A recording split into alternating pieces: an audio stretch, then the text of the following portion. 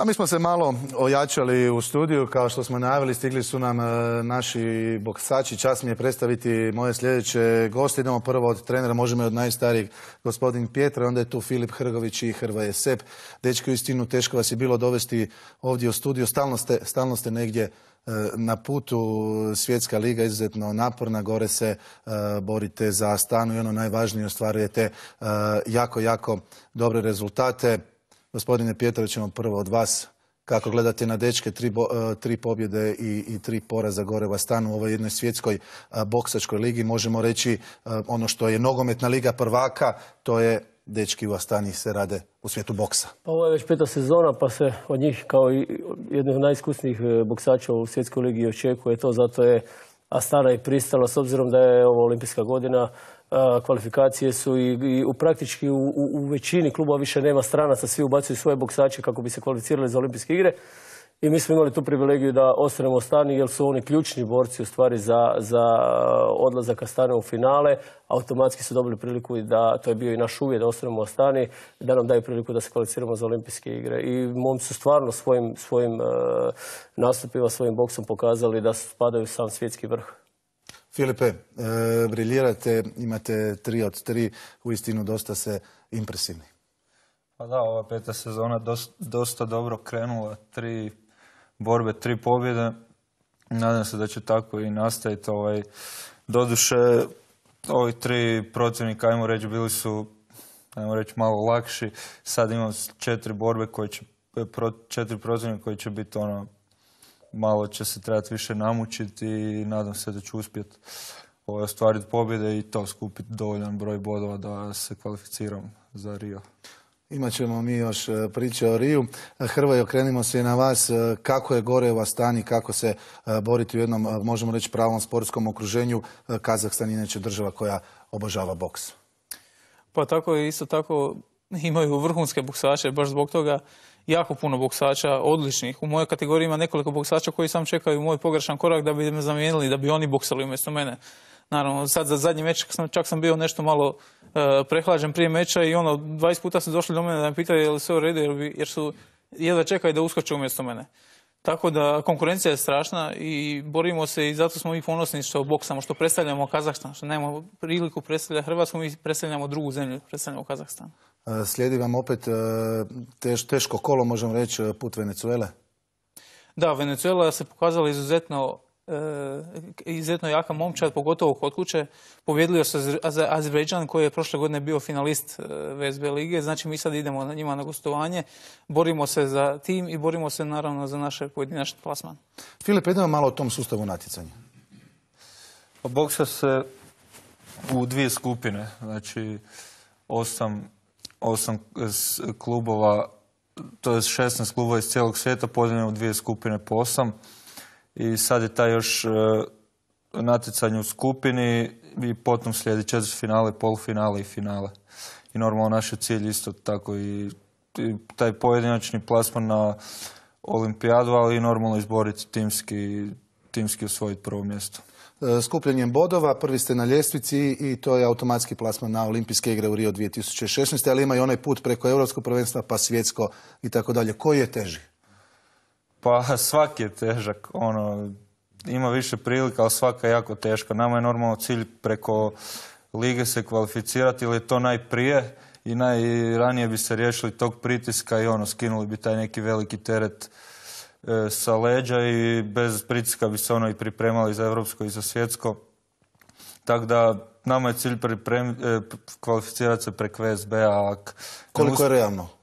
Pa realno je jako je realno zato što smo trenutno ja i Hrvoje prvi na ljestvici i imamo 3 pobjede kao što smo rekli i sam trebamo nastaviti pobjeđivati i pobijediti još tih par mečeva i to bi trebalo biti to. Još 4 mečeva do kraja i u pravilu će se sve sada znati u iduća 2-3 meča ko je pobjegao dovoljno na rang listi pojedinačnoj da se kvalificira, ali nema, za olimpijske igre nema laganih kvalifikacija, znači ako se ne kvalificirate ovdje morat ćete biti vjerovatno u finalu europskog ili svjetskog prvenstva, tako da je to skoro nemoguća misija. Čak i ovo što momci sada rade, mi smo sad sa -30 idemo na +30 u Venezuelu, svaka 2 tjedna se putuje i to su destinacije po 10 sati avionom, tako da ovo što dečki izdržavaju, to je stvarno nadljudski. Sep kaže da je bio malo bolestan, bio je jako bolestan. I to što je on ušao u ring, to je pravo čudo i pobjedio, tako da on je skroman, pa to neće reći, ali pravo čudo da je uopće ušao u ring i pobjedio, ali morao je jer samo jedan poraz. U stvari je sad najteže ostati zdrav i nepovrijeđen, uopće ući u meč, na kraju možda lakše i pobijediti nego sve to izdržati da bi došli uopće do meča. Ali tu priča nije kraj, onda slijedi prvenstvo Hrvatske koje je također opet, možemo reći, dosta jako. Pa u prvenstvu Hrvatske ne bi trebalo biti jako, konkurencija nije toliko jaka, barem za njih dvoje, nažalost. Bilo bi dobro da je, mislim da vidit ćemo da li će uopće oni moći ići na prvenstvo Hrvatske zato što je liga toliko jaka i toliko putujemo, da li će se uopće datumi poklopiti, to ćemo tek vidjeti. Kad vas ovdje imamo, gospodine Pjetraj, kako je stanje u hrvatskom boksu?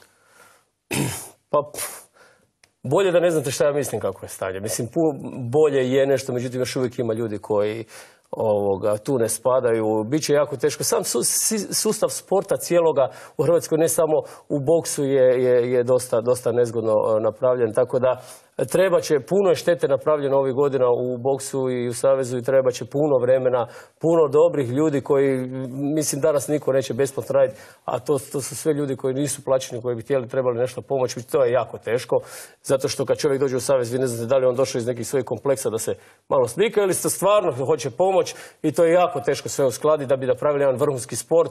Mi već tu zaostajemo godinama, smo na istom nivou i kroz ta natjecanja, financija nema. Treneri bi se po meni trebali puno više uključiti u taj savez da se nešto pokrene, ali evo, konkurencija je prilično loša, sve manje ljudi i manje boksača, svijet ide naprijed, puno ulaže, pogotovo taj istok tamo i to bit će jako teško to pratiti. Dečki, vidjeli ste, bili ste ovdje, okusili ste hrvatski boks, sada ste gore, možemo reći, strani plaćenici, koja je razlika? Pa razlika je velika, naravno, da nema toga mi ne bi mogli živjeti od boksa, naravno. Mi smo jako ponosni, što možemo uopće, što predstavljamo takvu zemlju. Često kazahstanski novinari pitaju predstavnike naše momčadi kako to da vam dvojica Hrvata boksaju konstantno u udarnoj postavi. I onda su mu odgovorili glavni treneri, zato što nas zanimaju samo pobjede. Njih zanimaju pobjede i zato smo mi tu u postavi, zato što pobjeđujemo i zato što smo puno puta bili u situaciji da Kazahstan gubi 2-1 nakon 3 meča i u zadnja 2 meča Filip i ja donesemo pobjede, odlučujuće pobjede. I to njima jako puno znači i zato nas i stavljaju ponovno i ponovno u prvu momčad. Ali dečki su dokaz da potencijala u Hrvatskoj ima što se tiče boksa. Ima i sada tih, ali to su sve pojedinačni slučajevi, potrebna je puno veća selekcija. Mi radimo dosta individualno, pa se dogodi da ovakvi momci izbiju nekako i dođu u sam svjetski vrh, međutim, iza njih je pitanje koliko boksača ima. Dogodi se da vam momci prestanu, da jednostavno nemaju egzistenciju pa moraju početi raditi i dosta je teško. Mi imamo potencijala za svaki sport. Mi smo vrhunski talentirana nacija. Međutim, trebali bi cijeli sustav sporta promijeniti da bi došli do jednog nivoa, da mi imamo 10 Hrgovića, 10 Hrvoja Sepa i još momaka klinaca koje ima kod nas koji su napravili čak i neke rezultate. Međutim, treba će za to vremena. To je sad jedna priča koju bi trebalo vremena da se ispriča. Filipe, možda iz osobnog iskustva, koliko je bilo teško doći evo sada do ovog svega? Pa teško je to što Leo kaže, nema sustava jednostavno u Hrvatskoj koji prati sportaše i ovisimo o našem fanatizmu i o upornosti mene, moje obitelji i Leonarda. I tako da nema sustava koji prati sportaše od financijskih tih, najviše financijskih tih uvjeta treniranja. U Kazahstanu smo tamo bili gdje trenira Kazahstanska boksačka reprezentacija u svjetskoj akademiji boksačkoj. Znači u to su uložili $50 milijuna u taj kompleks cijeli. I to znači nema šta nemaju.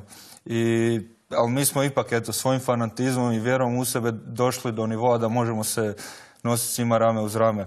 Ali nemojmo zaboraviti da su ova dva momka zadnjih godina bili kočenik u našem sportu, u našem savezu, nekom se nije sviđalo da njih dvoje. Mislim, imamo takve gluposti da takva dva talenta... Koliko su recimo napredovali u Astani u odnosu na... Jedan primjer, evo, ne znam, ja sam sad prije par mjeseci napravio predračun što imam pravo od Olimpijskog odbora dobiti 3000 kuna za opremu. Ja sam dao predračun, to sam dao negdje 10. 11. mjesec. Evo, oni meni još do sad nisu uplatili taj iznos da bi podigao tu opremu.